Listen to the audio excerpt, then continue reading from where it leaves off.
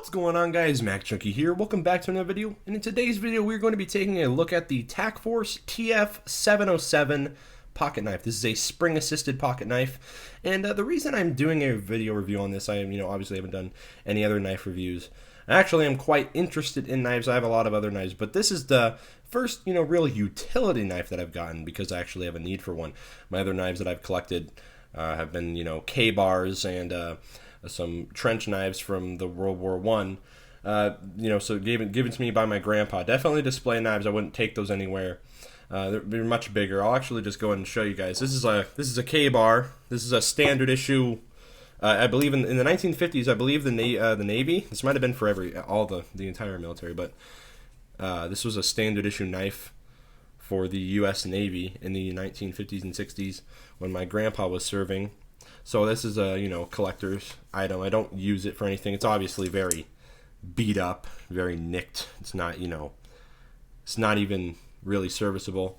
But I don't want to use it. That's something I didn't want to use. But at my new job, I opened lots and lots of boxes, so I wanted a cheap knife that could take a beating. So I got this. This is a $10 knife, and it looks really cool. That's really the selling aspect is, wow, this knife looks cool. It's spring assisted, so it opens up just like that. Very, a really cool looking blade, really. It's really cool looking. But again, with that $10 price tag, there are tons of limitations that it has. Now, as I said, it looks really cool. It's got this dragon design. This was $10. The green version is actually the most expensive, which kind of sucked. Green's just my favorite color. So I got green. But the cheapest one on there is purple, and I believe that's like $7.80. So it also has a finger hole, so you can grab in here and get a better grip. You get a very good grip. However, these are probably weak points right here. It's also very flimsy. Not the actual blade itself, but like the waist mounted. I don't know if you'll be able to see. Yeah, you can see that. It's up and down play. It definitely, it shows that it's a $10 knife. It's not a very sturdy knife. Back and forth, however, is very good when I'm moving it backwards and forwards. But up and down is very flimsy. And as you can see here, it uses a liner lock, which is I'm trying to show that there. Uses this liner lock, which you push out of the way, and then the blade can close, and then you flip it up. Let me do it slowly.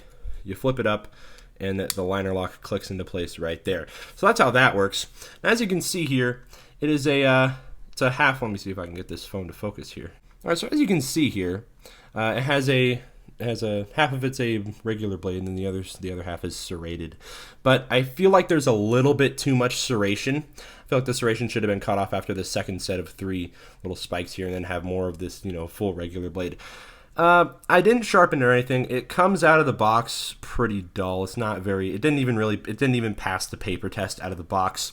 Let me see if I have a piece of paper here. All right, so I found like an old piece of paper. Let me just focus back in on the table there. So it doesn't even really pass the paper test that well. Most paper, you should be able to just hold it and cut right through. But as you can see, it cuts in, but it's not smooth. I'm sure you guys know what I'm talking about. When I'm talking about how you've seen knives, when they're good sharpened, they'll just cut right through. This kind of pushes it to the side. And when I do cut in, it doesn't really cut that well. You have to really push, and it just ends up tearing the paper unevenly like that. Now going back in on the blade, I'm actually going to try and zoom in on it here. Full on in there. You can see that it's decently sharp. It's pretty sharp. But overall, there are some little nicks on there, and it's very poorly sharpened out of the box. But it definitely will service well if all you're doing is opening boxes and things like that. If you're just opening boxes and stuff, this thing will be perfectly fine for that. But again, it's a $10 knife, so I'm not going to knock it too much for those little things. But overall, it does perform pretty well. I did wear it in. I closed it and opened it a bunch of times.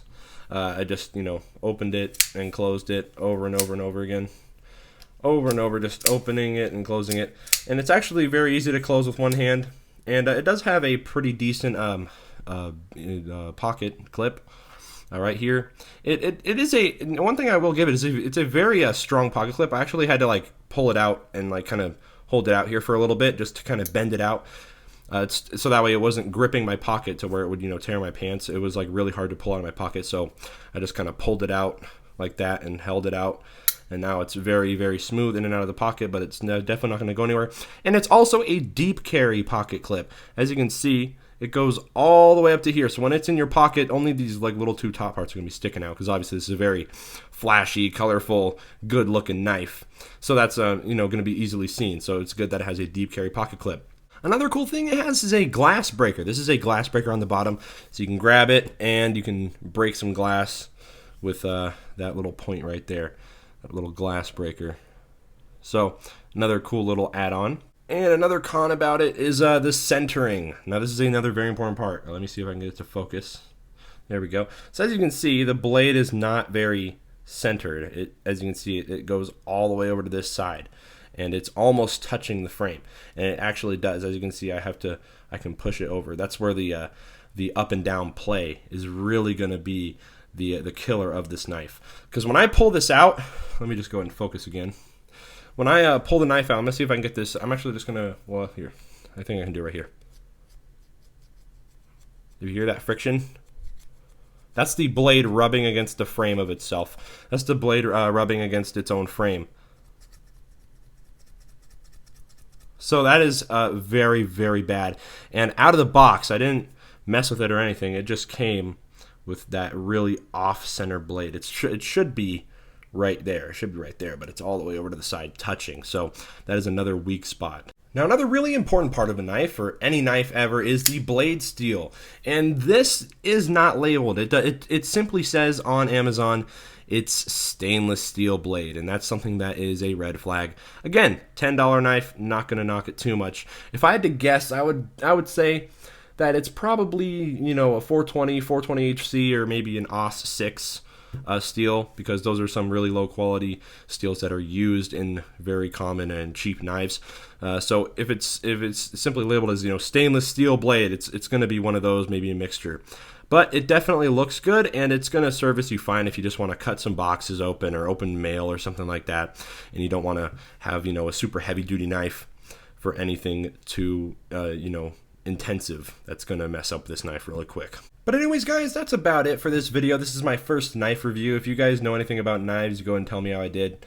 I'm sort of like a little bit of a knife enthusiast. I actually have a knife that's on my wish list for Christmas, so hopefully I get that. And if I do, I will be reviewing that for the channel as well. Much more expensive knife, much better knife than this. I just got this off a whim because of how cool it looked, and because I wanted something in a pinch, just real quick. And it's definitely a disposable knife. I mean, you could get multiple of these over time, and it would probably add up over time. But I mean, overall, if you just want a really cool looking knife that's going to be really good for basic tasks, then the TAC TF-707 is a pretty good choice. So anyways, guys, thank you for watching this video. If you guys liked it, please leave a like, and if you liked it a lot, subscribe as well. And I'll see you guys in the next video. Bye.